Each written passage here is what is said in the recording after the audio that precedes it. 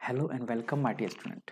बेटा, ये है आपकी क्लास नंबर 4th व्यावसायिक अध्ययन। यूपी बोर्ड के जो विद्यार्थी हैं, स्पेशली यूपी बोर्ड के विद्यार्थी, उनके लिए व्यावसायिक अध्ययन यानी कि बिजनेस स्टडी की क्लास नंबर 4th है, जिसमें हम लोग कर रहे हैं बेटा चैप्टर नंबर फर्स्ट। इस फर्स्ट चैप्टर में हम ऑलरेडी 3 क्लास ले चुके हैं। अगर आपके पास वो 3 क्लास नहीं है, आप फर्स्ट टाइम हमारे इस वीडियो को देख रहे हैं, तब आप मुझसे उन 3 क्लास का लिंक ले सकते हैं। उसके लिए आप मुझे मैसेज करना होगा, व्हाट्सअप करना होगा। व्हाट्सअप का नंबर आप हमारे स्क्रीन पर देख रहे होंगे 9555859995। और अगर आप चाहते हैं हमसे हमारे रिटर्न नोट्स, तो वो भी हमसे ले सकते हैं। उसके लिए हम आपको कोरियर के थ्रू सेंड कर देंगे। चलिएगा, फिलहाल आज की क्लास की बात करते हैं कि आज की क्लास में हम क्या पढ़ने वाले हैं। मेरे बच्चे, सिर्फ आपको मेरी बात को ध्यान से सुनना है और व्यावसायिक अध्ययन को समझाने की गारंटी मेरी है। आप सिर्फ सुनोगे, नंबर मैं लेकर आऊँगा। तो हमारी क्लास नंबर 4th है। 3 क्लास के अंदर हम अभी तक जो एक topic very very important topic है वो कर रहे हैं, हेनरी फ्योल के प्रबंध के 14 सिद्धांत। फर्स्ट क्लास में हमने पढ़ा था कि हेनरी फ्योल कौन थे। इन्होंने सेकंड क्लास हमने पढ़ा इनके कुछ 3 सिद्धांत। अगली क्लास में हमने फिर से कुछ 3 सिद्धांत किए थे। और आज की क्लास में आपको हेनरी फ्योल ने जो प्रबंध के सिद्धांत दिए हैं, उसमें से जो वेरी इंपॉर्टेंट सिद्धांत है, जो एग्जाम के अंदर आएगा, आना ही होता है। अगर इस चैप्टर से नहीं आएगा तो दूसरे चैप्टर में आएगा, लेकिन ये सिद्धांत आना ही होता है।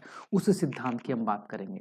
तो जल्दी से कॉपी पर हेडिंग डाल दो, हेनरी फ्योल के प्रबंध के सिद्धांत। और उसमें सबसे इंपॉर्टेंट सिद्धांत की मैं आज चर्चा करूंगा। उस सिद्धांत का नाम है केंद्रीकरण तथा विकेंद्रीकरण। मैं यहाँ पर लिख देता हूँ, वेरी वेरी वेरी इंपॉर्टेंट। ये सिद्धांत पेपर के अंदर पूछा जाएगा। अगर ऐसे नहीं आएगा कि सिद्धांत बताओ, तो ऐसा आएगा केंद्रीकरण से आपका क्या तात्पर्य है, या विकेंद्रीकरण से आपका क्या तात्पर्य है। अब मैं दोनों चीज़ आपको बताऊंगा कि भैया ये केंद्रीकरण क्या है, विकेंद्रीकरण क्या है। फिलहाल मैं आपको बता देता हूँ कि हम कर क्या रहे हैं। हम चैप्टर फर्स्ट में प्रबंध के सिद्धांत कर रहे हैं, जिनमें से आज हम 7वां प्रबंध का सिद्धांत कर रहे हैं। और ये प्रबंध का सिद्धांत क्या है? केंद्रीकरण तथा विकेंद्रीकरण। ध्यान से सुनिएगा कि हेनरी फ्योल कहते हैं कि किसी भी संस्था के अंदर, किसी भी संगठन के अंदर, अगर हमें अपने लक्ष्य को प्राप्त करना है, किसी भी संस्था, किसी भी संगठन में अगर मैं चाहता हूं अपने लक्ष्यों को प्राप्त करना, तो वो लक्ष्य कैसे प्राप्त किए जा सकते हैं? उसके लिए मुझे अपनी संस्था में, मुझे अपने संगठन में 2 चीजों को अप्लाई करना होगा, 2 चीजों को लागू करना होगा, जिसमें से एक का नाम है केंद्रीकरण और एक का नाम है विकेंद्रीकरण। अब आप कहोगे कि सर, संस्था के लक्ष्य प्राप्त करने के लिए 2 काम करने हैं, केंद्रीकरण विकेंद्रीकरण। सर ये होते क्या है केंद्रीकरण, ये विकेंद्रीकरण क्या है सर, ये तो बता दो। देखो बेटा मेरे बच्चे, केंद्रीकरण का मतलब क्या है? केंद्रीकरण का मतलब है कि संस्था के अंदर निर्णय लेने के अधिकार को एक स्थान पर रिजर्व करना। बेटा जो हमारी संस्था होती है, हमारा संगठन होता है, उसमें जो प्रबंध हैं उसके बहुत सारे लेवल होते हैं। उच्च स्तरीय प्रबंध, मध्य स्तरीय प्रबंध, निम्न स्तरीय प्रबंध। तो एक संस्था में नॉर्मली 3 लेवल होते हैं बेटा प्रबंध के, मैनेजर्स के 3 लेवल होते हैं बेटा। ऊपर हायर लेवल का मैनेजर होते हैं, यानी कि उच्च स्तरीय प्रबंध। फिर मिडिल लेवल मैनेजमेंट होता है, यानी कि मध्य स्तरीय प्रबंध होता है। फिर निम्न लेवल मैनेजमेंट होता है, निम्न स्तरीय प्रबंध होता है।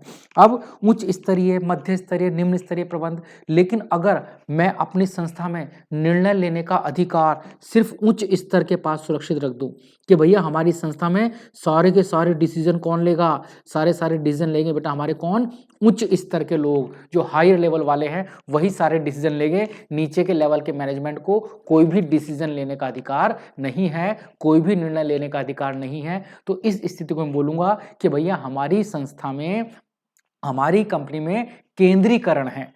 केंद्रीकरण का मतलब होता है अधिकार लेने का, निर्णय लेने का अधिकार सिर्फ एक व्यक्ति के पास है। जो टॉप वाले हैं वही हमारी कंपनी से रिलेटेड कोई भी निर्णय, कोई भी डिसीजन ले सकते हैं। तो जब डिसीजन लेने के अधिकार को, निर्णय लेने के अधिकार को सिर्फ उच्च स्तर के पास रख दिया जाए कि यही निर्णय ले सकते हैं, इन्हीं के अनुसार काम करना है, इसे क्या बोलते हैं? केंद्रीकरण। लेकिन यदि इन्हीं अधिकारों को अलग अलग स्तर पर बांट दिया जाता है, कुछ मध्य स्तर पर दे दिए, कुछ निचले स्तर पर दे दिए। सपोज करो हमारी संस्था ने बोला कि अगर किसी कर्मचारी को छुट्टी लेनी है तो वो टॉप के लेवल के पास नहीं जाएगा, हायर लेवल के पास नहीं जाएगा, डायरेक्ट ऐसे सीधे डायरेक्टर के पास जाएगा कि भैया मुझे आधे दिन की छुट्टी दे दो। तो छुट्टी देने का अधिकार निम्न स्तर के कर्मचारियों को दे दिया। 10-20 हज़ार रुपये का सामान खरीदना है, इसका अधिकार मध्य स्तर के कर्मचारियों को दे दिया या मध्य स्तर के मैनेजर्स को दे दिया। तो कहने का मतलब ये हुआ, जब अधिकारों को अलग अलग लेवल पर कुछ नियम के अनुसार बांट दिया जाए, अधिकारों को अलग अलग लेवल पर, अलग अलग स्तरों पर बांट दिया जाता है, तो उस स्थिति को हम बोलते हैं विकेंद्रीकरण। जैसे ना अभी आपने नाम सुना होगा, कुछ लोग कहते हैं कि जो ये भाजपा सरकार है इसमें क्या है? केंद्रीकरण है। भाजपा सरकार में क्या है भैया? केंद्रीकरण। को सर ये क्या मतलब हो गया? भाजपा सरकार केंद्रीकरण क्या? भाजपा सरकार तो देश बेच रही है। भैया वो बातें मैं नहीं कर रहा हूँ, ना करनी चाहिए, हमारा काम है सिर्फ पढ़ाई करने का। आप कुछ भी मान लो। अब कुछ लोग क्या बोलते हैं, भाजपा सरकार में केंद्रीकरण है। अब ये क्या कहना चाह रहे हो सर? बुराई कर रहे हो? बुराई नहीं कर रहा बेटा, मैं सिर्फ बता रहा हूँ। केंद्रीकरण का मतलब क्या होता है? सिर्फ टॉप लेवल के पास निर्णय लेने का अधिकार। तो कुछ लोग क्या कहते हैं कि भैया भाजपा में सारे के सारे निर्णय कौन लेते हैं? मोदी जी लेते हैं। सारे निर्णय कौन लेते हैं भैया? मोदी जी लेते हैं। या कौन लेते हैं भैया? जो हमारे अमित शाह जी हैं वो लेते हैं। यानी कि बाकी किसी को निर्णय लेने का अधिकार भाजपा में नहीं है, ऐसा बोला जाता है। मैं नहीं बोल रहा हूं बेटा, ऐसा कहते हैं। इसका मतलब से क्या बोलेंगे? अगर सारे के सारे डिसीजन सिर्फ मोदी जी लें, कौन कहां से लड़ेगा, कहां पर कैसे लड़ेंगे, क्या होगा क्या नहीं होगा, क्या कीमतें होंगी, सारा डिसीजन मोदी जी लें, तो इसे क्या बोलेंगे कि भैया भाजपा में तो केंद्रीकरण है। केंद्रीकरण मतलब सेंट्रलाइजेशन है। सिर्फ सेंटर ही, सिर्फ केंद्र ही निर्णय लेता है।